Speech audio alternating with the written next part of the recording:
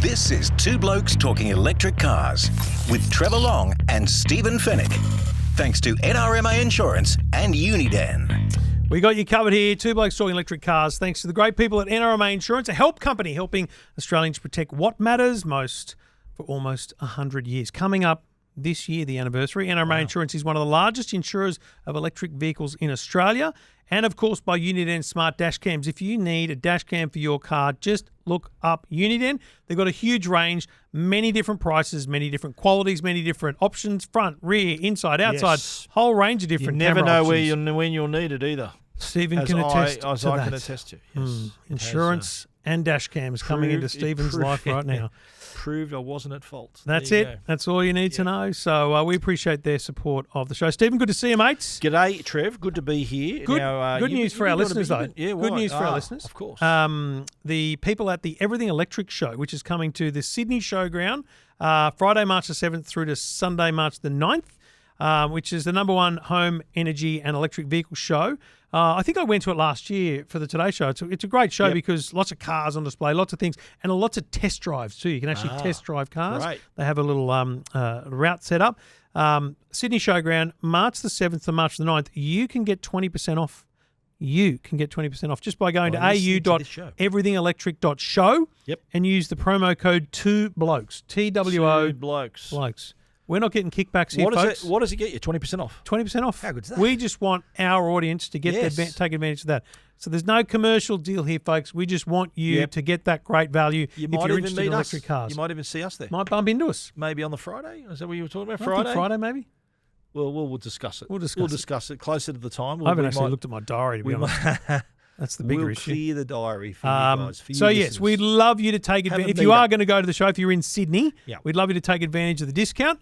20% off with the promo code 2Blokes. And most importantly, if you want to talk electric cars on this show for the next month, we'll give away free tickets to any callers who are in Sydney or can get to Sydney. So if you make it on the show, after sending us a text 0477 657 657, we'd love to send you a free ticket to the show. You get a ticket. As a thank you get a ticket. Oh, Oprah If you call, is that right? You get a ticket. If you get in touch and we get you on the show, it's like a game show. Did you know that with game shows, if you win like $10,000 on a game show, you don't get the $10,000 until it goes to air? Of course, yes. And because like if they're you're recorded, if you're in the third ahead, episode and the show gets axed after the first week, really, you don't get the money.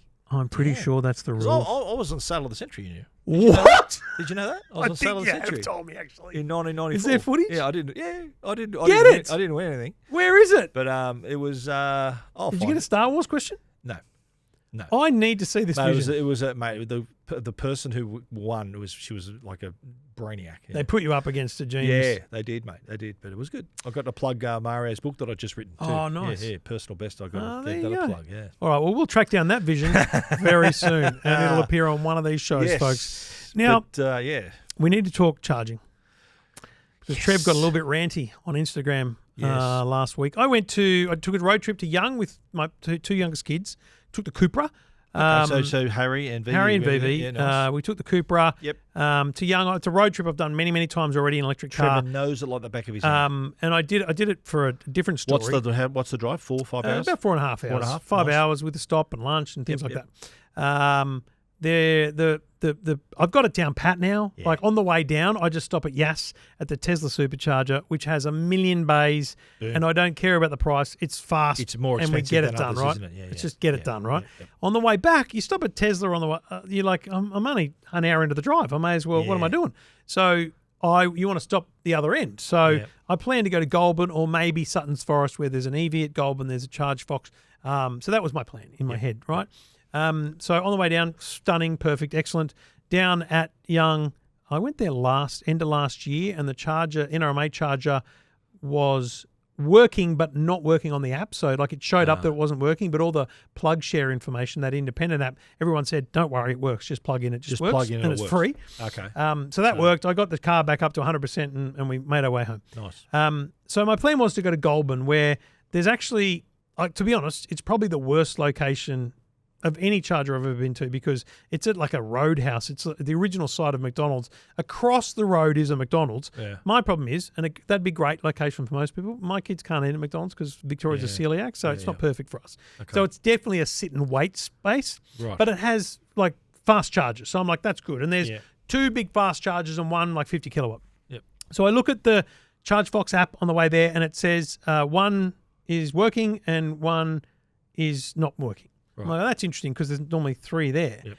But I say to the kids, and there's 2 people show up as charging. One's at 87%, one's at 97%. Like, this is going to be perfect. Yeah. We're 10 minutes away. Slot in. We're going to slot in. Nice. So we get there, 2 bays are empty, 1 bay full. And so I park in the fast charger bay and I plug in and I just can't get it working. It's green, the green light on it. Yep. The other one says not working in the middle. Yep. Green light, can't get it working on the app. Yep. Oh, what's going on here? But the app never said not out of order. The app didn't say out of order. So you just couldn't get it to work. Couldn't get it to turn on. Yep. And then I go, okay, well, the bloke with the BYD left, I'll just go down there. But it's a 50 kilowatt charger. And I'm like, this is a wait stop. There's no cafe that I want to go to. So this was going to be so 50 kilowatt, what would that take you? It would have been an hour, to give me peace of mind, like a solid amount. Yep. But I went, after 5 minutes, I said to the kids, I'm done. Let's move on. Let's keep going. We'll go to the EV Networks one up at Sutton's Forest. Charge, easy. Yep. It's got fast, and I looked at it's going to be great. Yep. We did that. It was fine. A side note, that location didn't have Vodafone before. I had to use a separate phone to get it working. Now, with the Vodafone change, it's now working. There's Vodafone at the Sutton's Forest. Yeah, nice. Anyway, so I go on Instagram, as I am inclined to do now and then, with a photo of the Cupra at the Goulburn ChargeFox location, and I went pretty heavy. I was annoyed. We're not happy. I was like, ChargeFox, you got to get your stuff together here. This is not fun. This is not good. This is not a good experience. Yes. Now, I'm not going to go into chapter and verse here. I'm not going to read the correspondence because I think that's inappropriate because it's behind the scenes. But we've had ChargeFox on this show. Yeah. They've been very good to us in coming on and talking and explaining things. And one of the things I remember them explaining was they don't own the chargers, they operate the network, something like that. Yeah. They sent me an email, and I'm going to be honest, it was a pretty nasty email. I felt pretty bummed out when I got it because I don't think I did anything wrong. I called out the charger that was broken. Yep. But they said essentially in their email, look, we run the network. NRMA runs that charger. Yeah. It's their problem. And mate, I think this is a real problem with where we're at today is that's confusing for people. Because it says on the charger, ChargeFox. Does it say not? It's painted. The ChargeFox logo is painted on the ground. And you use the ChargeFox app. I use the ChargeFox app. And it says NRMA on them somewhere, I think. Any other driver would have assumed that this is a ChargeFox. It's correct. ChargeFox. So look, is their responsibility. I've actually I've discussed with NRMA getting them on. I'm not sure if that's going to happen. We'll try and talk about it in the future because I wouldn't mind. I was at an event the other day that was put on by some Trans-Tasman business group. It was like a networking thing. Yeah, it's not my vibe. I met one bloke there. I said, why are you here? He goes, mate, networking. Just see if I can find clients. I'm like, okay, that's not why I'm here. Anyway, it was fascinating because the CEO of NRMA Insurance was there. Yep. CEO of NRMA Motoring was there. And this big boss of Bosch, the heavy hitters Australia, heavy hitters, talking about the Changing Gears report that that NRMA had put out. Yep. And it was fascinating. And the NRMA Motoring CEO, Lund. Whose name is? Rowan Lund. I'm pretty confident. Yeah, that's it. He said some really fascinating things about, the need for capital and the need for the highway infrastructure and stuff like that. But which is what we've been saying. I also gleaned from a lady called Nell who works with NRMA Motoring Services, and on the charging side, I gleaned that the Goulburn site that I mentioned is actually problematic for them because it doesn't make them any money. Yeah. It was inherited when NRMA bought ChargeFox. And here's my other gripe with this whole thing is ChargeFox is owned by the NRMA Motoring Services and RACV. They're one. It's one. Yeah. Like we're all on one. They're all on one team. Yeah. Yet they're pretending that they're separate. It's like, come on, folks. Yeah. Okay. We all work together. Let's just do it. Yeah. So I got the sense that they inherited a very, expensive lease at that location. Yes. So it's really a loss-making site. They've got really old chargers. They're going to have to be replaced. That's an expensive thing for a site that's losing money. And it made me think more and more about that problem that I've talked about here for so long, which is, mate, if you are making decisions about a charger, upgrade, maintenance, service, anything. Especially in those locations. Based on profit. Some people need it.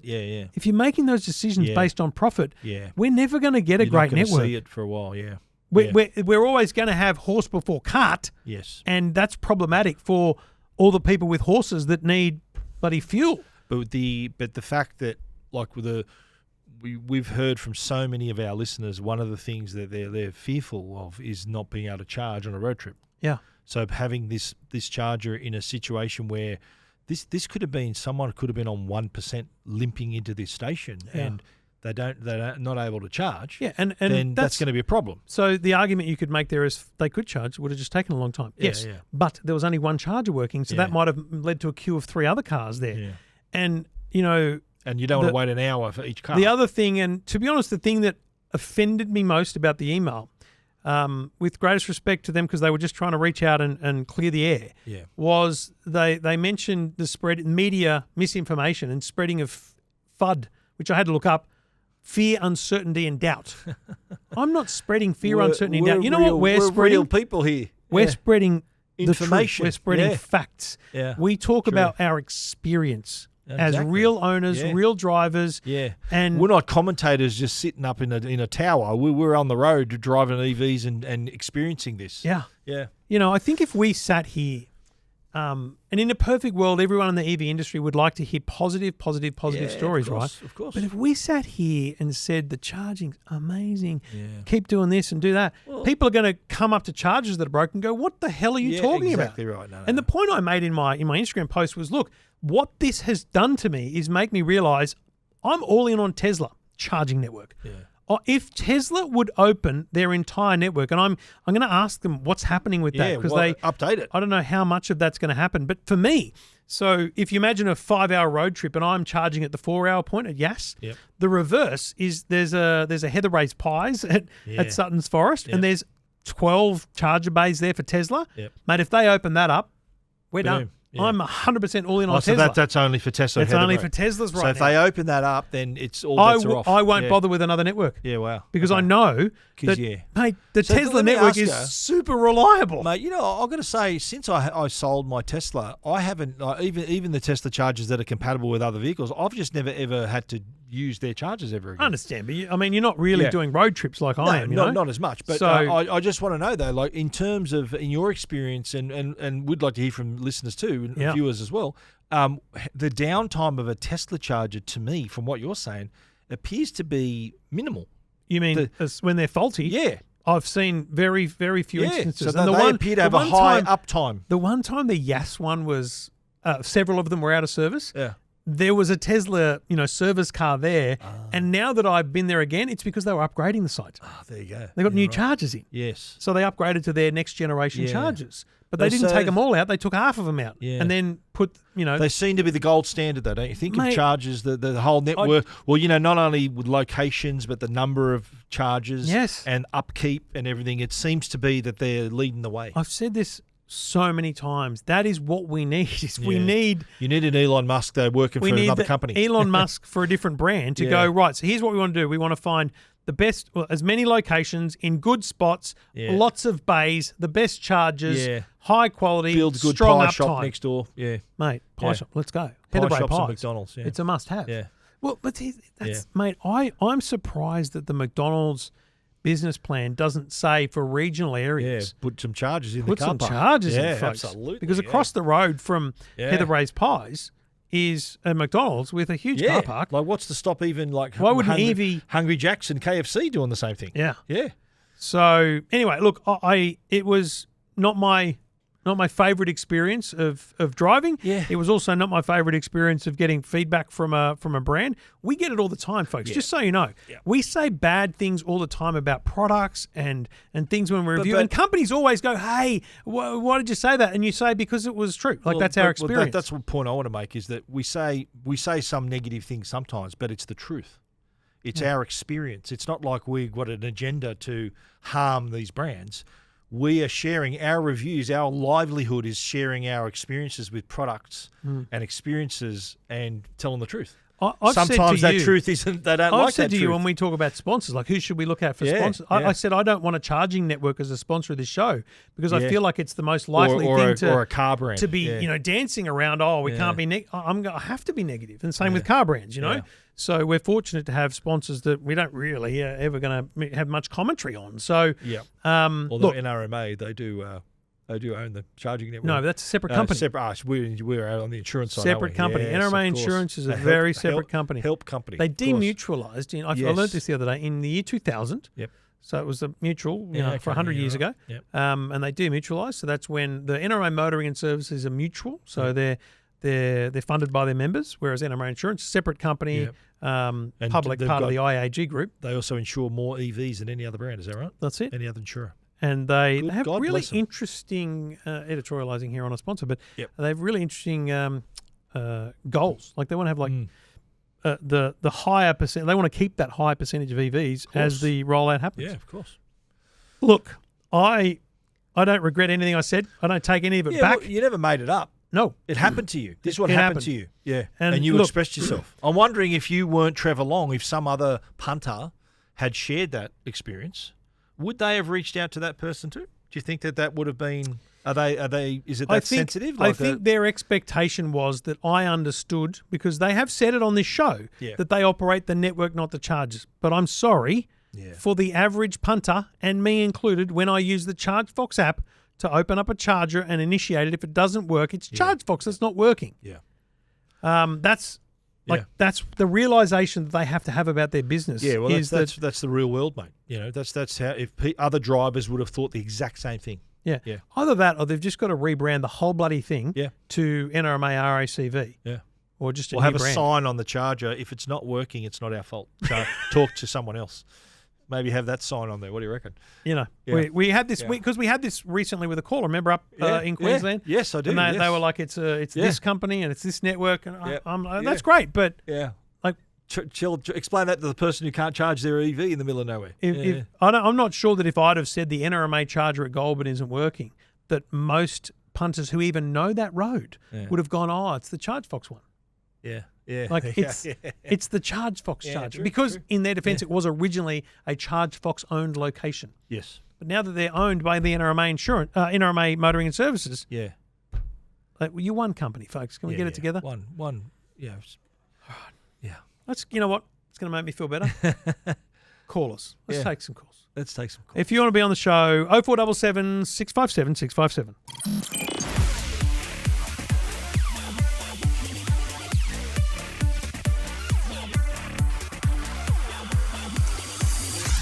Two Blokes Talking Electric Cars, Trevor Long and Stephen Fennick. 0477 657 657 is the number to text if you want to get on the show. If you've got a view about electric cars, you want to talk about your EV, or you're in the market for an EV, get in touch. You want to pick our brains. We love hearing from you. And for the next month or so, we've got discounts and free tickets as well to the Everything Electric show. So we'll help people out with that as well. Simon's on the line. G'day, Simon.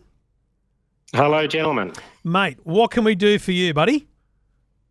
Well, I sent you a text about compromising or not compromising when looking for an EV. So, basically, as I said in my text, I'm a station wagon driver, have been for ages. Falcons, Wagons, Magna Wagons, currently an Octavia wagon. Yep. And the old Skoda. And I just love the practicality of them. They're not too big, not too tall. They're just generally got more space than the SUV, or a better shape inside when you want to do your Bunnings run, tip run, dogs, luggage, fill the thing right up. Yeah, right. I understand. So you're in between a ute. You're in between a ute and an SUV. Is that what you're saying? So is that sort of pretty the much. station wagon sort of just in between that, isn't it? Because it's a low too. The It best is, thing yeah. I remember when we had a Commodore station wagon. You're obviously partly a Ford man there. You mentioned Ford and Mitsubishi. You didn't mention Holden though. Anyway, No, I never had a Commodore. No. well, we'll pass over that. I had a Commodore station wagon for a good 10 years, I think it was. And we loved that car. It was an awesome car until we got the Kia Carnival. And we only got that because the kids were so big, the three seats in the back was not working out. But we, like, the low loading of that is such an advantage in a station wagon that now that we've got, something bigger, like, I'll give you an example. The kids' sports kit, so we carry the baseball kit around, and that's an enormous thing. Like, fills the boot of the Cupra is just kit. Wow. So lifting that up into the Kia is quite a big thing. So it's just a lower lift into the station wagon. So things like tip runs and stuff. So have you looked around the market and essentially determined that nothing will be the same? What do you talk about with compromise? Yeah, Well, there's nothing like a station wagon. You know, it can go go enormous, electric enormous. Or there's, hatches, like the Cooper and obviously sedans, and just the practicality's not there. And there's nothing on the market I'm aware of, and certainly nothing, well, if there is, it's certainly not affordable. And looking overseas, I can't see anything coming there as well. So I'm just wondering whether I don't believe there is. I can't think of a electric station wagon anywhere. It's a weird one. BMW went super hard back into the estate, is what it's called in Britain, with the M5 estate, and I think there's an M3 or something. Anyway, but they're petrol. They're like supercars. They're like sports cars. But in the electric world, you're right. You're either hatch, or SUV, a small sedan, or SUV of all sizes. SUV. So, I mean, I would argue though, like Kia EV9 and Model Y, people are raptures about the Model Y's space. Have you actually had a look behind one and in the boot and under the floor and all that stuff? No, I haven't. I must admit I haven't. No. Model Y's got a lot of space. It's a big. It's got it's got I don't know how many hundreds of litres of storage in the back, but you can even put the seats down and even more space. So and that would be what you're. So I just saw the practicality of a wagon. Seats down is going to have to be your compromise. Do you need the storage space with seats up ever or often? Because it's just the dog and a couple of bags, and then seats down really just for the tip runs or the big stuff at Bunnings. And the other thing I think, the profile for aerodynamics of a station wagon's got to be better than an SUV, and we all know range is king, isn't it? So So are you thinking just you're only looking at pure EV? Have you considered a plug-in hybrid, maybe? Or yes, because we had a loaner of a plug-in hybrid for a week in Brisbane earlier this year, and just running on the all electric around town on that, it was just fantastic. And my wife said, "Oh, this is just so quiet and comfortable," and just even the thing, if you're standing on the street and an electric bus goes past, the difference in the sound, or if you're on a bus, the difference between a diesel bus and a electric bus, just the whole thing is just quieter. So I've just done a little bit of looking while we've been talking, here's. And this is just Googling, so let's be clear. I'd want you to go and have a look. But your Octavia, I think, has a 640-litre boot, 1,700 if you fold down the rear seats. Now, I can't be 100% sure that those numbers are the wagon, but I think they would be, right? So 640 and 1,700.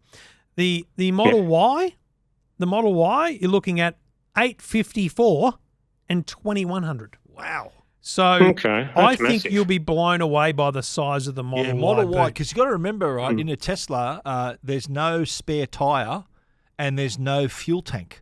So your boot goes all the way to the ground. Yes. You got plenty of room. That's why there's such generous boots and storage space in the back there. And the Kia EV5, which is the newer model, which I'm starting to see a few of on the road, by the way, is less with the seats up, 513, but a touch more at 1,714 with the seats down. So for a more standard style of ride and brand, the Kia EV5 is a great... Mate, I really want you to go and have a look at an EV5 and a Model Y. I think you'll be blown away. New Model Y coming too, so wait for the new model. Looks a lot sharper than the previous... The toad that Trevor affectionately refers to. Model Y. I want credit. I have been very polite in this conversation about the Model Y. Model Y. He hasn't called it the toad once. There was Stephen that brought that up. There is a new model that looks pretty slick of the Model Y, and I think if you order less toadish. Way less toadish. It looks more Cybertruckish actually. The front lights. That's not giving it a rap. The front lights. Selling point. But still though, worth a look. I think it's quite nice. Does it surprise you then, us saying that, because you would have obviously driven past, you would have seen Model Ys on the road, for example, Simon. All over the place. Does it surprise you that the boot space is bigger simply by default than your wagon? It does. Doesn't look big, does it? Yeah. I would argue the Model Y is the modern family wagon. Yeah.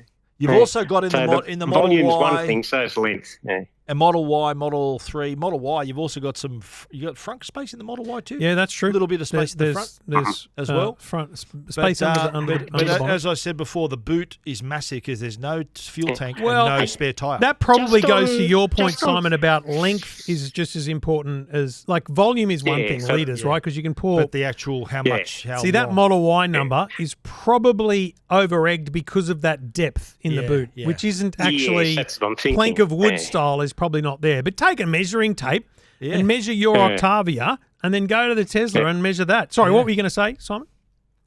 Just with regard to frunks, why don't we call them fruits in Australia? No, because the boot. Front boot. Fruit. That's actually not bad. Oh, Fruit. because they call it a trunk. They call Well, the they rear call a it front trunk, and we've lucked into it. But no, that's not a Fruit. bad suggestion. Fruit. Front boot. Fruit. Fruit. Okay, it's official from this That's point what we're on. gonna be doing. On Two Blokes Talking it. Electric Cars, it will be the fruit. The fruit.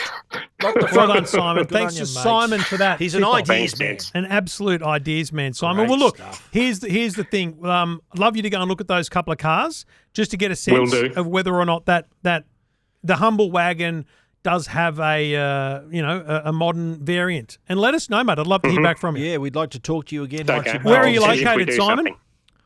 Melbourne. You're in Melbourne. All right. Okay. Well, I won't unless you want to come to Sydney. I won't give you tickets to the Everything Electric show. But if you want to come, send us a text. But it's in March in No Sydney. But yeah, maybe when there's one in Melbourne, we'll get you tickets there. All right. Good on you. Thanks, James. Good on you, mate. Thanks for Simon. getting in touch. Bye. Cheers, mate. Simon there talking his. It's so what? interesting because Yeah. the family wagon was such an iconic thing, especially in Australia and England. Yeah. So it is. A great example modern. of people trying to match up their needs with an EV. Like he's obviously used to having a wagon for the reasons he stated, and wants to sort of find the EV equivalent. Yeah. Then good luck to him. I love how he was surprised with the increase the Model Y having more litre space than his current But wagon. that tape measure is going to be the thing. Yeah, Like yeah. we were. You were mentioning length and width and stuff like that. Yeah. I didn't know where you were going. with that. These office desks here that I've got in the studio, we had one here that I used to use before this studio was built. Yes. That I used to wheel around to do my videos and stuff on. I took it home for Jackson to use for the HSC. Yeah. And when he finished the HSC, Amanda wanted it out of the house. Oh. So I put it down and I brought it back to the office in the back of the EV9. Oh. Now that's a big desk. Yeah. And all I did was I got the tape measure and oh my God, it fits, pretty well. Nice. So I think that length question is Yeah. really what's going to make the difference for Simon on And these different seats cars. down, of course. is Seats more- down, that's what I'm saying. Do a tip run, Yeah. can you fit, how much stuff can Or you if you're fit a in? golfer, I'm in my Merc, I've got to actually put my seat down because I like to put my golf clubs full length Straight. and I can't put them diagonally because there's other stuff in the boot. So I've got to put it. I drop the right hand side down and pop it in. There you go. Do you ever do the split rear seat thing? Yeah, mate? all the time. I've got a hatchback, mate. Boom. There you go. But I was utterly surprised with Yeah. the baseball bag because I put the seats down, put the baseball bag in, then I went, hang on a minute. And snugly fitted in just there. Entire boot size, the bloody baseball bag of a Cooper There you ball. go. Two Blokes Talking Electric Cars. We'd love to hear from you. Get in touch if you want to talk electric cars. We want to hear from you anytime. 0477 657 657.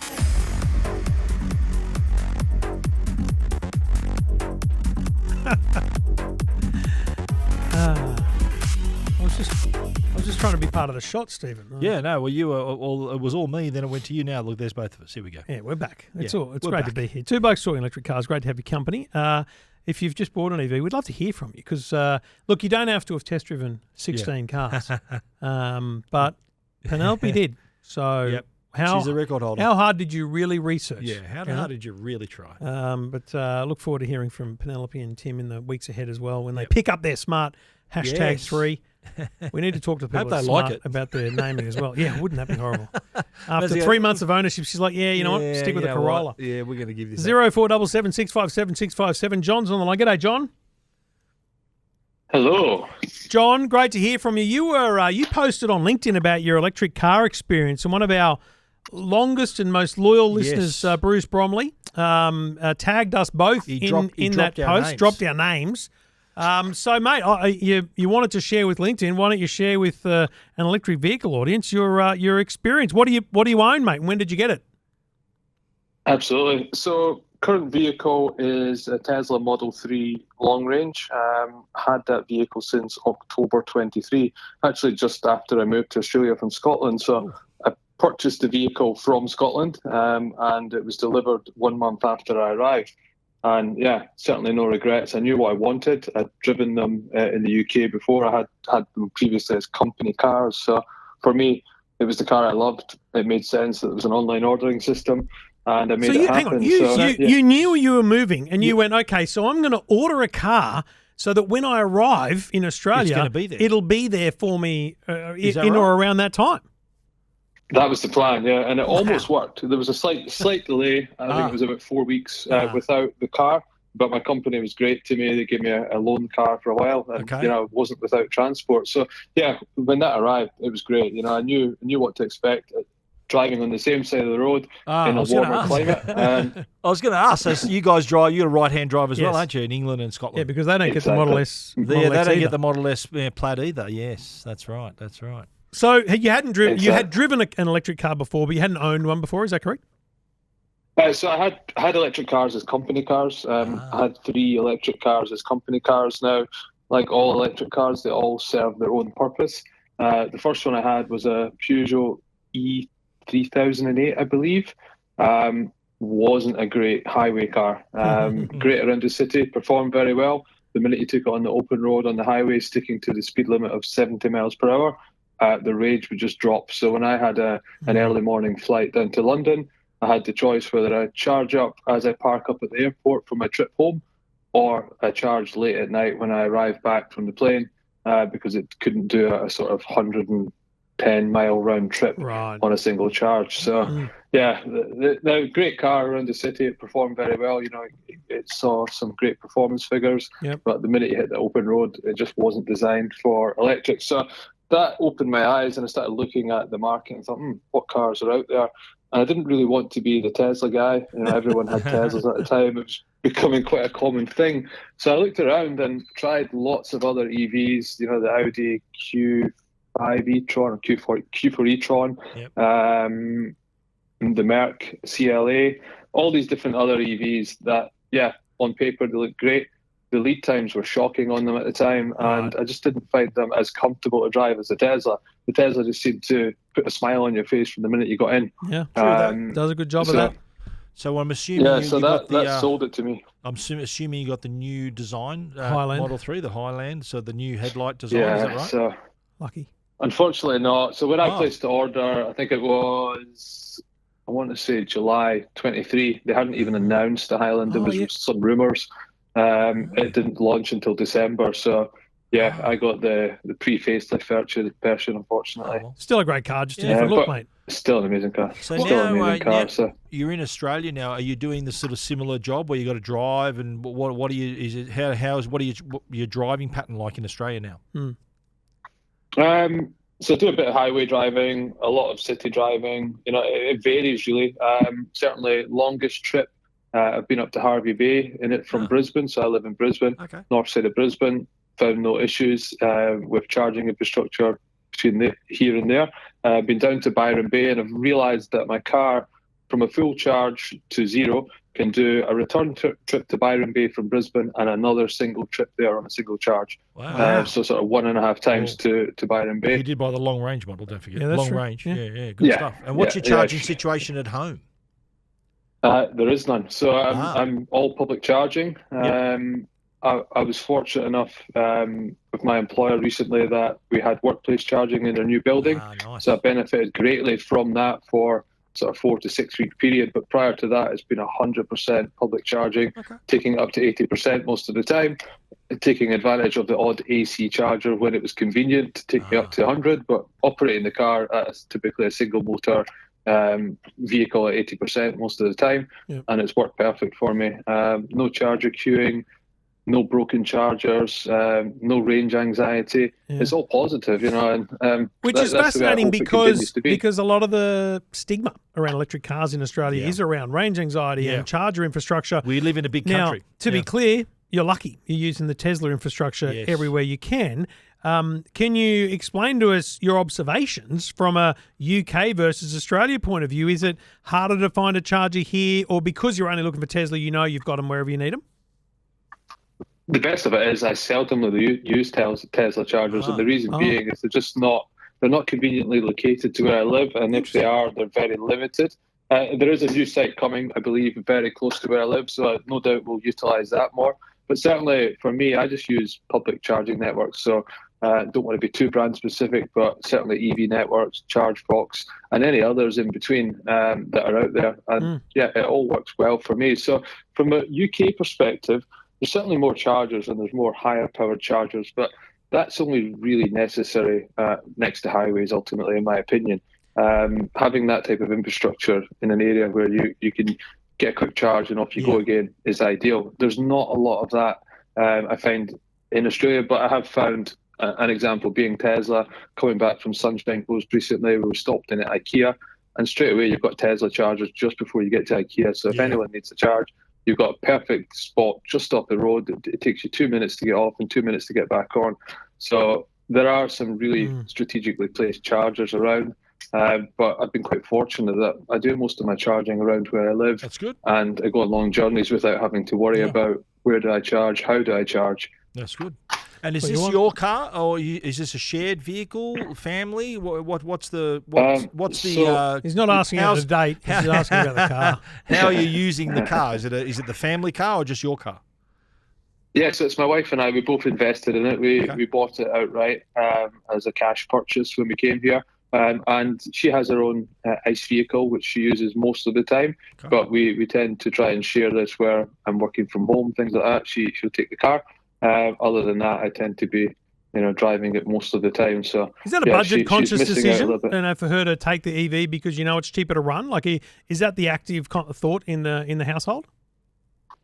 A blend of that and a blend of the vehicle that puts a smile on your face every time you get in. It's a stress-free way of driving. You don't feel that you get impatient. You're quite relaxed when you drive it. It's just a pleasure to drive. And I feel that a lot of EVs are like that. Because they're quiet, because they're smooth, because they're powerful. That it is quite a pleasant drive. So yeah, I think it's a bit of everything. I think there's a parking situation problem where I have a dedicated car park for the Tesla. She parks on the street, so when she leaves, she might not get a space when she returns. So there's a convenience factor as well. But it's mostly about the environment as well. We're quite environmental conscious, so we know that there's no emissions coming from a tailpipe. So for these short journeys that are well achievable in EV, then why not do it? Just before we let you go, mate, quick sort of put your reviewer's hat on, what you love about the car, what you don't like about the car. What I love... sounds like you love everything about it. I love most things about it, I love the peacefulness. I love the technology, the fact that you can just update via an app. You've got all the controls via your app. It's quite simple, really. The part I don't like is the occasional phantom braking where you're driving along and the brakes come on for no apparent reason, and you're an autopilot. Cruise, is that right? When you're an autopilot, yes, exactly. Well, I don't use full autopilot, just the adaptive cruise. I used to drive I used to have a Model S, and I experienced that a couple of times myself. Well, I'll tell you this right now, and I'm not one normally to sit here and defend Tesla, but that happens in a lot of cars. Really? Phantom braking. Let's break it down. It's not. Sometimes it's a cruise control thing. In my Merc too. But like on the weekend in my Cupra. And I had Amanda's auntie who I was driving. She loves my car, so she's like, "We want to take Trevor's car." Yeah. But it freaked her out because I went to do it like a 3-point turn in someone's driveway, and because it was a bit of an angle, as I went to reverse out, it was kind of pointing down at the road, so it heavily braked as if I was going to back into something. Freaked her out and Amanda, and I'm like, it's all good. It's just the car thinking I was going to hit something. Yes. And then we have a situation in our suburb where the main road through the suburb, which is like 50 k's an hour, cars park on both sides of the road, and there's this just gentle turn in the road, and there's always a bloody car right there. And so a lot of cars, when we review cars, a lot of cars will go beep, beep, beep, beep, beep, thinking you're going to hit that car. So, straight ahead. Mate, it's a problem with the way we want cars to be safe now. Is actually driving these little quirks that make them actually not that enjoyable. So while I would love to say to you, oh, mate, it's a crap car, get a different car. Honestly, it happens in a lot of cars. Yeah, right. So you've probably done really well, mate. I'm impressed with the planning. I'm impressed with the way you've approached. I'm delighted, to be honest, also that you've come from the UK and you don't have a bunch of negative things to list about the Australian EV network and infrastructure. So that's a win for us, mate. And mate, it works well. And I'm just talking to you, mate. It's like I've been watching Braveheart, just all the accent, the Braveheart. I'm waiting for him to say, "You can take our lives, but you can never take our freedom." John, I'm sorry. You take our diesels, Apologies, but you never mate. take our EVs. Oh, can you say that? Can we get that clean? Can you That's get that clean great. without us talking over you? Say it again. Go again, mate. Absolutely. You can take the diesels, but you'll never take our EVs. There's our social clip right there, That's baby. brilliant, mate. That's brilliant. I feel like you're talking slowly for us. Yeah, good on you, Okay. mate. That's great. That's great. Good on you, John, mate. Great to hear That's from good. you. Really enjoyable hearing your experience, mate. Thanks for getting in touch. Good on you, buddy. Thanks for See you, having me John. on. Cheers, mate. Anytime. Take Good care, on you, guys. mate. No worries. Well done. Awesome stuff. What a legend. And look, I am genuinely surprised. Yeah. Because I knew what he was going to say because his LinkedIn post was very positive about the experience. But yep. I wanted to turn it around and say, oh, yeah, but what about the UK versus Australia? And I thought he was going to say, oh, yeah, but this and this and this. Yeah. And I thought he was going to be happy because he uses the Tesla network. But no. He doesn't. He's using EV and charge He's happy with the other he's happy public with charges. it. Yeah, wow. And I didn't offer him tickets because he's in Brisbane. He's in. So there you go. Great. Yeah. Great stuff. Love Good stuff. genuinely love these conversations Good that we sport. get to have with sense of real humour too, people, mate. Good sense of real humour. owners, and that's Yeah. what this show is all about. So if you want to talk EVs with us, happy to have you on the show at any point in time. Two Blokes Talking Electric Cars, 0477 657 657. And over the next few weeks, we will have tickets for anyone who rings that's in Sydney. We'll have tickets to Everything Electric, the world's #1 home energy and electric vehicle show, which is on Friday, March the 7th through Sunday, March the 9th. If you're in Sydney, you want to go to Sydney Showground, the website is au.everythingelectric.show, but you can just Google it, Everything Electric. Yep. And if you use the code, and it's straight on the ticket page, promo code, 2 Blokes. Now, they told me to work with the number or the words. I've tested it with the words. So TWO Blokes. Blokes. 2 Blokes, capital letters, 20% off. 20%. All right? For you, Boom. for our dear audience. So great. love to have a bunch of our audience get along and Yeah. use that code so that the people there know how influential we are in the EV Are space. we going to be at the show? We're going to be going. Well, we should pop down probably. Should they? March the 7th, so it's the week before the Grand Prix. So yeah, I'll go. Oh, okay. There you go. Well, so Trev's clean. He's clear. Yeah, I'm clear. I think I'm clear. I'll have to. Ooh. Yeah, no, I'm definitely clear. All right, It's all we'll good. work it out. Yeah, well, let's not do diary We'll work podcasting. it out. We used to do that 10 years ago. All right, thanks for listening, folks. Great to have your company. Please join us anytime you want on Two Blokes Talking Electric Cars. We'd love to know what you want us to talk about. Yeah. Whatever it is you want to hear on the show, get in touch. We'll do it right here on Two Blokes Talking Electric Cars. Stephen, let's do it all again next week. I've cleared the diary.